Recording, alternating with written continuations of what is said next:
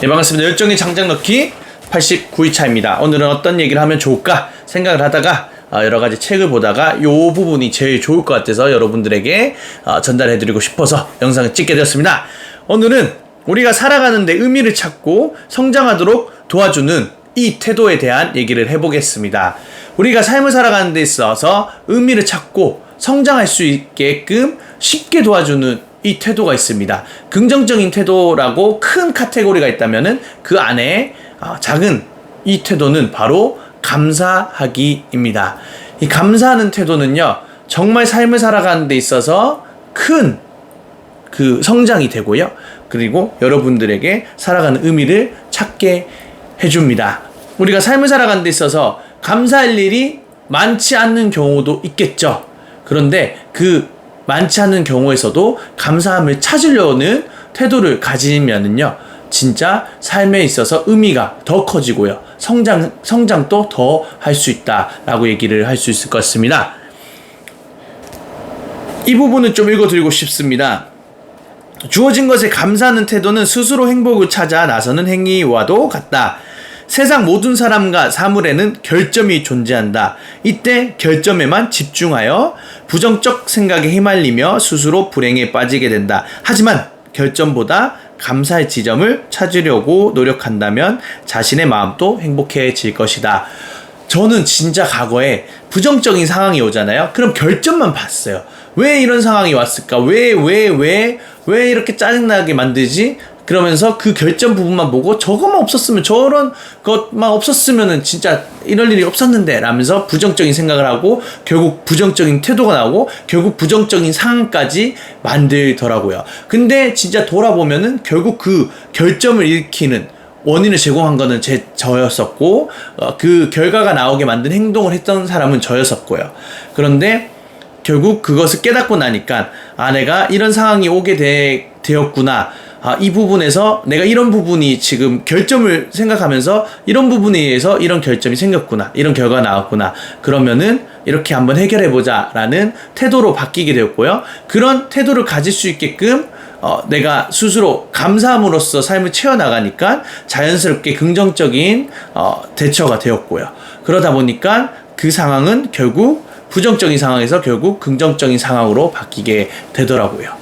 그러니까 이 감사한 것은요, 내가 매일매일 작게나마 작은 감사함으로부터 시작을 하잖아요. 그러면은 자연스럽게 긍정적인 데이터가 쌓이겠죠. 그리고 아까 얘기했듯이 그 결과는요, 결국 과거에 내가 했던 행동으로 인하여 나타나는 거거든요. 그런데 내가 과거에 감사하는 삶으로 계속 살잖아요. 그러면 결과값도 감사하는 상황이 생기고 더 행복한 상황이 생기겠죠. 여기서 이런 얘기를 합니다. 이 책에서 결점만 보는 눈은 행복을 볼 수 없다. 왜 그럴까요? 결점을 보는 눈은 결국 부정적인 생각을 한다는 거죠. 부정적인 생각을 과거에 했기 때문에 현재에는 결국 부정적인 상황을 만들 거예요. 반대로 그럼 감사하는 태도는 무엇이죠? 긍정적인 생각이겠죠. 감사한 태도는 자연스럽게 계속 매일매일 데이터가 작은 것부터, 진짜 작은 것부터, 그냥 뭐 오늘 밥도 너무 맛있었습니다, 감사합니다. 오늘 식당에서 맛있는 밥을 제공해준 그 맛있는 요리를 해준 요리 주방장님 감사합니다. 맛있는 커피를 만들어준 그 커피 사장님 감사합니다. 이런 식으로 사소한 것부터 감사하는 태도를 가지잖아요. 그러면은 과거의 이 감사한 태도는 결국 현재의 좋은 긍정적인 행복한 결과값으로 나올 것입니다. 그러니까 여러분, 결점만 찾는 눈에서 벗어나서 감사하는 눈으로 바꿔보시길 바라겠습니다. 그러면은 여러분들이 원하는 의미 있는 삶, 성장하는 삶으로서 살아갈 수 있을 겁니다. 행복은 결과입니다.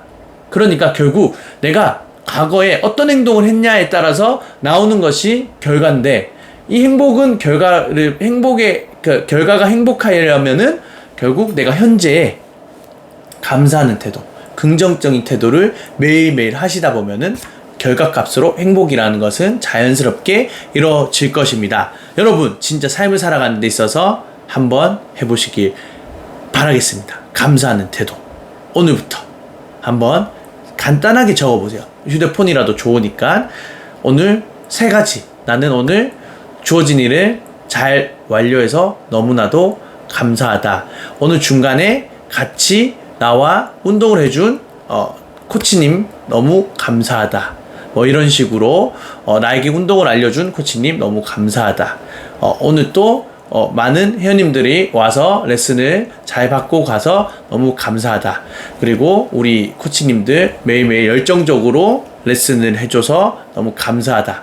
이런 식으로 작게나마 사소하게 이렇게 적어 보시길 바라겠습니다. 그러다 보면 자연스럽게 내 삶은 행복의 삶으로 살아갈 수 있을 것입니다.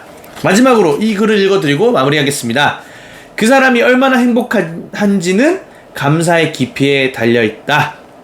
여러분 오늘도 감사함으로 마무리하시길 바라겠습니다. 저는 매일매일 감사하는 마음으로 삶을 마무리하고 감사하는 마음으로 삶을 시작하고 감사하는 마음으로 삶을 살아가는 투제이였습니다. 그럼 내일 또 감사하는 마음으로서 찾아뵙도록 하겠습니다. 그럼 안녕.